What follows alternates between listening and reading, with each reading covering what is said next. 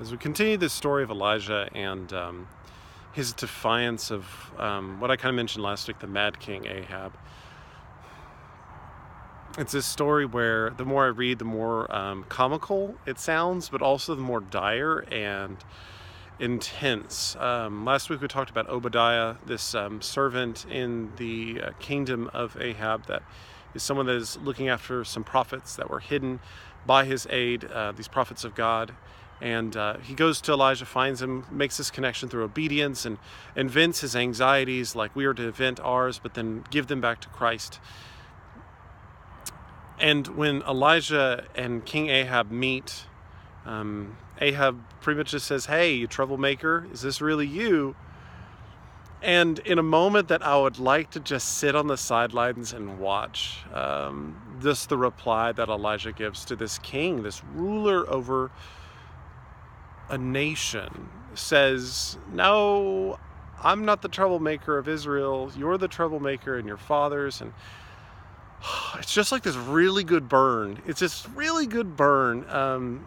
This is the verses 17 through 19 of 1 Kings 18. And I say burn, but it's like such a good truth. This honest composure of Elijah, totally empowered by God to come out and speak the truth. Not softly, not saying, "Oh, you try your best." Just tells the truth of Ahab's intense disobedience and intense defiance of what God has provided to Israel, a covenant. And the passage of Scripture this week is very simple, very short. It's only 3 verses. But Elijah just comes essentially to the tussle, ready to just throw it all out there. He says, "You're the troublemaker, King Ahab, the ruler of this nation." Elijah outwardly just looks like a man, a vagabond, I'm sure, but on the inside and who he really is empowered by the creator of the whole known universe and the unknown parts of the universe too.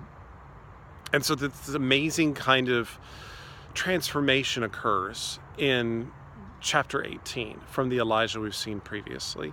As we go forward, we'll see even more of what God does with Elijah's commitment and obedience. Some amazing things happen. Elijah in this part of Scripture is calling out the prophets and prophetesses of Baal and Asherah. I think I said that right. And it's this foreboding, this upcoming event of, hey, I will come out and speak for my God and the God of creation. You send your leaders of Baal and your fallen idols. And it's just this really neat moment of why do we, if last week was about how we give back our fears and our anxieties to God and we move forward, this week is about we move forward, but we move forward with such vigor and confidence and gusto that the rulers of what we would know of our society and culture take notice and they become quiet.